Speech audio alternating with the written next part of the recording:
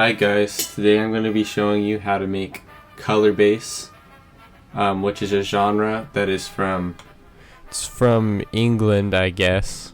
So first up with this arrangement, I have right here an intro head section, and then over here like a I guess it's a really long bridge, and then it goes back to the same repeated head section, except I have a bit of changes over here in terms of some glitch effects. So first off, I'm going to talk about the main instrument used in the head.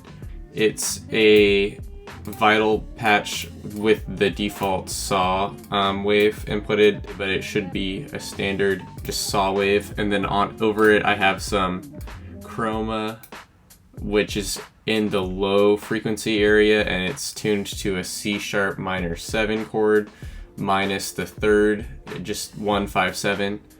I have the color down a bit so that you have more clarity in the attack and release. And then I have this tape stop effect, which I'm going to use later in the song. So first off, let's take a look at the composition I have written right here. So judging by that sound, you can see it's a minor 7 chord, C#. And it looks like we have a 9th scale degree as well. Sorry, I wrote this I wrote this a couple days ago, so I'm not entirely super fresh with this composition. So we have 9th scale degree, which goes to the 1st, which goes to the 7th, which goes down to the 6th, and it's kind of approaching this 5th tone. It's hard. I'm not going to really go into how I come up with these compositions and the way in which I wrote them, but essentially a lot of it just comes from listening with your ears. So let's take a look at this composition.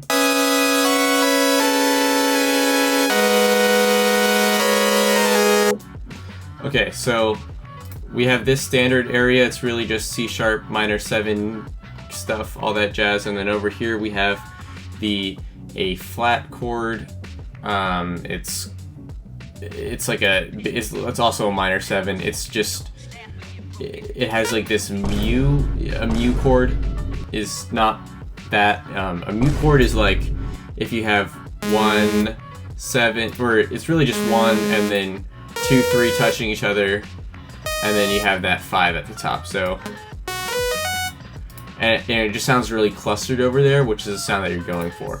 The way I really wrote this though was I was looking for chord tones that were close to each other or in common between this C# minor 7 and the A flat minor 7, and also I made sure that the top note was relatively close and melodically sensical compared to the 5th scale degree of this C# chord, which is, the A flat. So let's take a listen to this again now that you have that knowledge.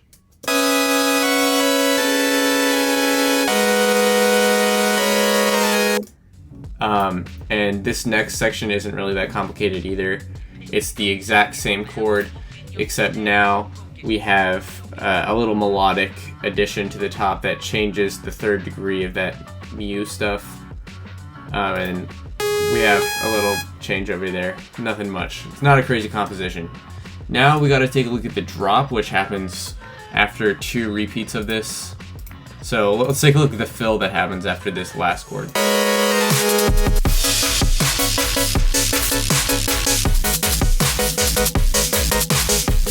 So what's going on here?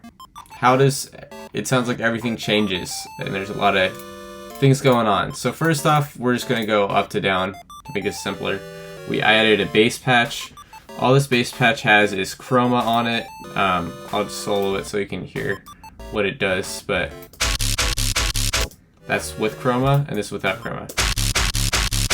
So you can see it really adds a lot, and this is kind of the most important part of color basses, which is that you're vocoding a lot of the frequencies to the desired chord. And this is more focused on the low section because it's a bass, so obviously you're going to go for lows. And contrary to what I had on the main lead part, I actually have the 3rd in here just so because I'm a bit more free to give it more flavor and more notes when we don't have so much change going on with our lead, if that makes sense. Okay, now we're looking at the drum part. Actually, no, let's take a look at this bass, some more of this. So we have a compressor. Compressor's not doing a ton, but I just have it just in case, so that we have a little something that's giving it some oomph before we get into the kickstart plugin, which I'm going to talk about later. So I have the EQ on here. It just, there was like this really fuzzy sound that I was hearing that I tried to minimize by having this cut on the highs right here, and then we had some increase in the mid-high frequencies, and I kind of dragged them up here so we could highlight some certain sounds. And then if we're going to look at the kickstart plugin, this is kind of the most important part. It's kind of an effect that I like to throw over drops because it makes it so that it feels like the song is like going through your head. It's kind of cool.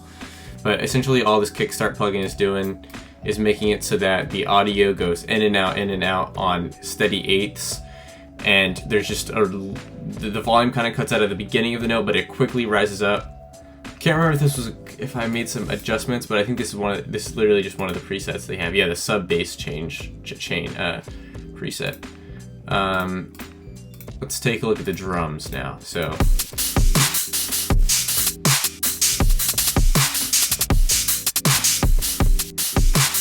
there's a lot going on here in terms of the cymbals, but in terms of the kick, it's really standard. Boom, boom, bump, right? Nothing crazy. And the cymbals are playing in varying rhythms throughout the whole piece. There's a lot going on here. I'll talk about that later. Let's take a look at what choices I used for these one-shots. See, I'm getting a lot of these from an EDM template pack. It's just a really handy pack to have. I'll include a link in the description to where you can find it. But we have this, I wanted a really thick kick. So I gave it some OTT compression, less on the highs, more on the lows, so we don't have some sound covering. I can't really hear what that sound is. And I added some EQ, really small adjustments, so that certain parts of the low end I wanted to hear, other parts I was not so interested in. We have a perk here, I'll talk about that later. This snare that kind of hits you in the stomach, and a clap just for a bit of highs over that. And then some assorted percussive cymbal sounds.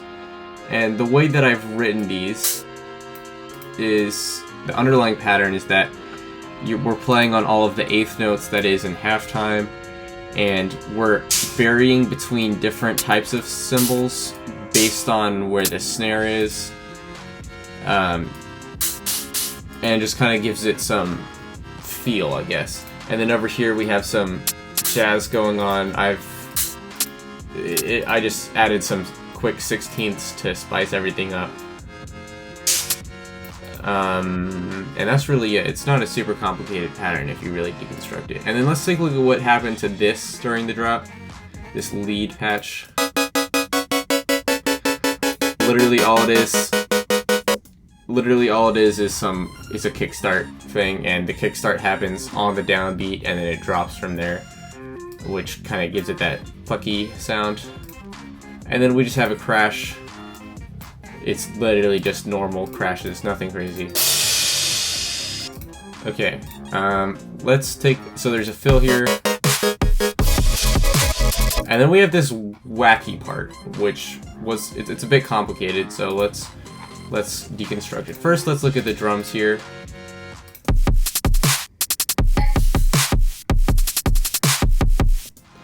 Basically, I just wrote generic fills and not fills, but craziness, so that you can have some pent-up energy in this.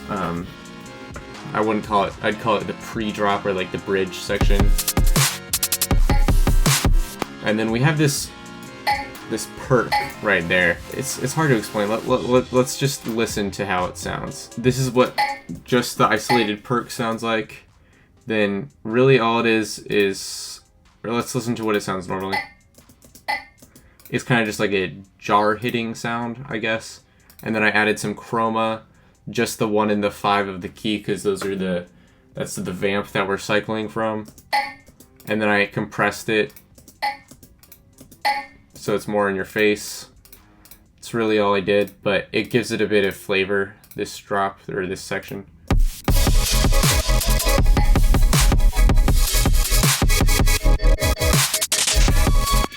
Oh, and there's also this. So everything kind of cuts out, and then we have...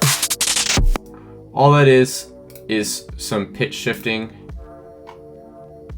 So you can see I wrote in some pitch shifting on this hi-hat, and all it does is the hi-hat is just playing, I guess these are 16ths and then 30 seconds, and then the pitch is declining as that is occurring. It's kind of just like a fill. It sounds kind of cool. You get it. And then we have this thing. The way I made this is, first I wrote this pattern.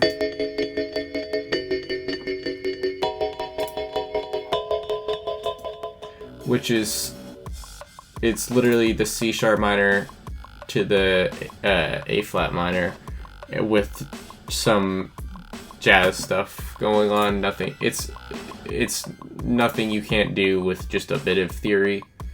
And it's a contact patch.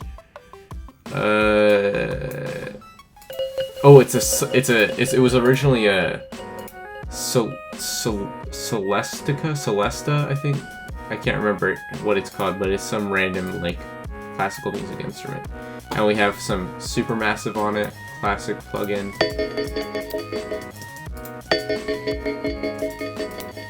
And this is with it. It just adds like a lot of reverb. Then we have OTT, you know, classic compressor plugin, giving it some more in the highs and mids. Then we got tremolo, so it cycles between ears. Puts it in the back seat a bit. That's kind of why I'm using it. And then we have kickstart. I believe the mix, yeah, the mix is at only 80%, so it's not too overpowering. And I bounced that, and then I reversed it to get this sound. I believe I added chroma, and I EQ'd it so it's just the high, so it wasn't too overpowering.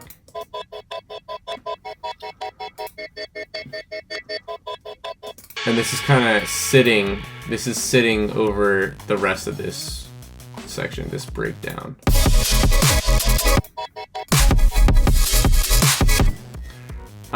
And then we have these little crashes.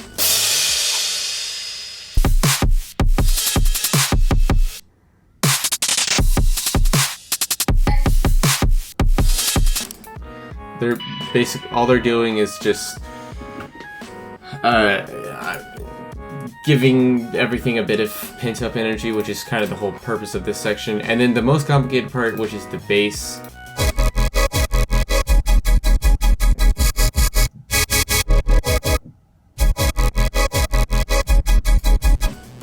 I basically just got these straight from a nice pack that I was talking about earlier called EDM, the tear out stuff.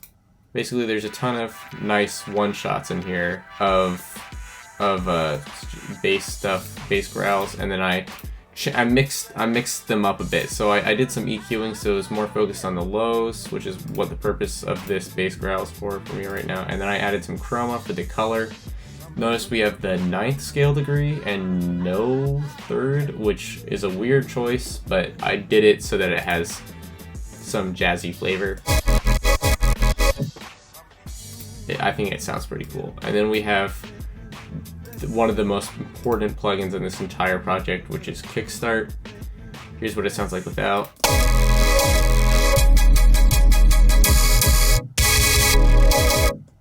Sounds pretty cool, but now we have this. I did that so that the bass growls don't feel like they're controlling the groove, so it's more focused on the kick groove on the drums I wrote. They're nothing crazy, it's just like I chopped them up. I used some flex manipulation so I could change the tempo that they were at. I used speed I used speed, like tempo manipulation, so that the quality would be relatively lossless, but the pitch shifting wouldn't really matter because we have the chroma, which will automatically vocode everything.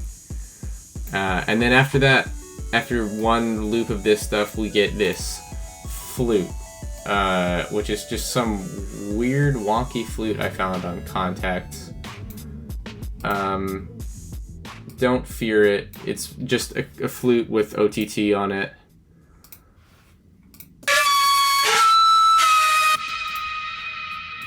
I legitimately don't know where it got all that reverb from.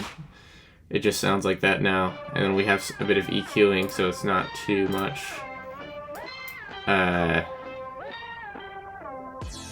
And yeah, it's just a basic Contact patch with, it's called a shakuhachi.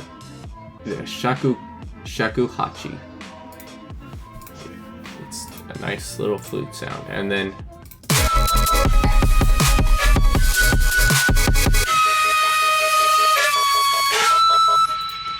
everything drops out so you can just hear the flute, and the melody is relatively the same. Oh, also the melody's written in octave, so it has a bit more presence, but it changes in this last repeat where it's like right, and everything drops out for that, and then we have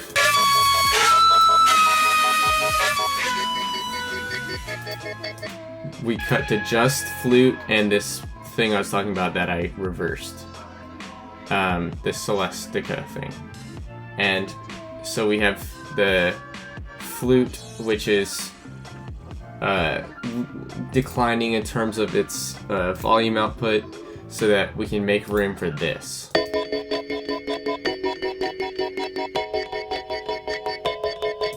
Just a chill moment before everything goes crazy.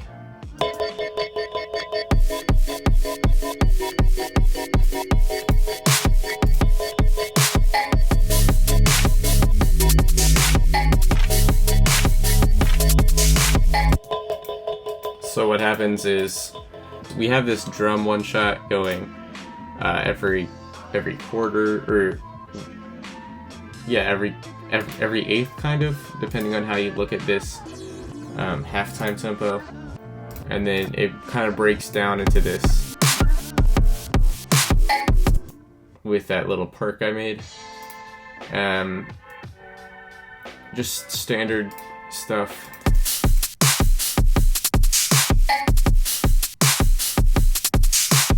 Basically, this was written using the same strategy as what I was talking about earlier with the head, right? And now I added an 808, which I made by getting a sine wave. I distorted the crap out of it.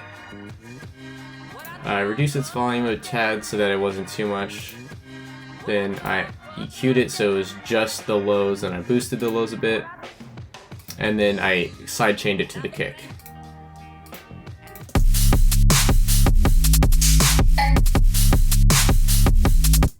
Pretty cool. And then there's this clapping going on.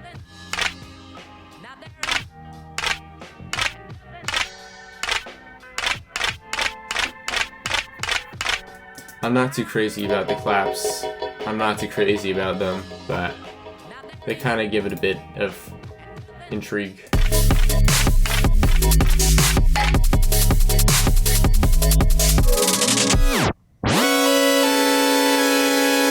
So what just happened there? What happened was we got rid of the claps and replaced it with rapid 16ths on this hi-hat, and then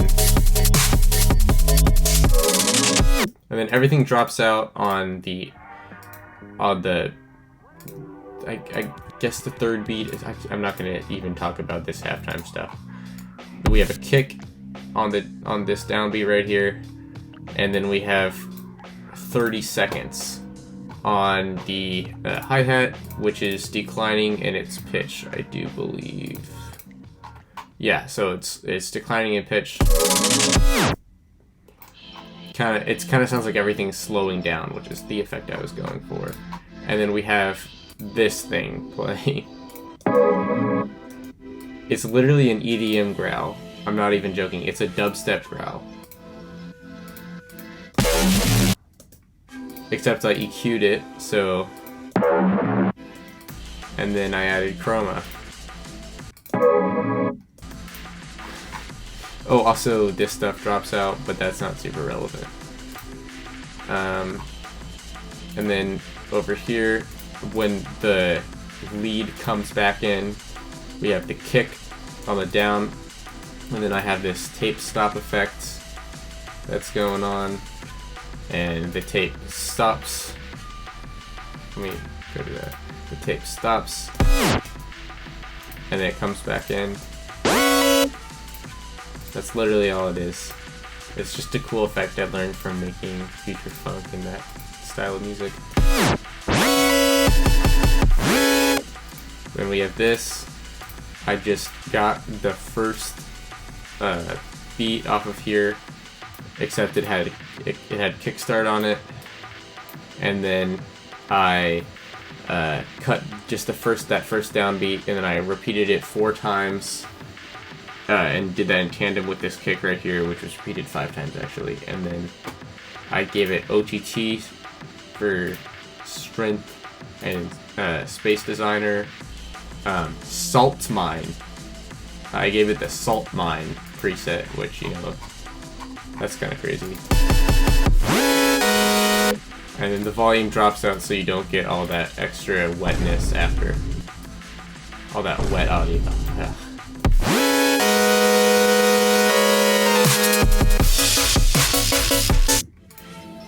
And that's basically it, because everything comes back in. We go back to that head that I already explained, and the tape stop happens again. Alright, thanks for watching.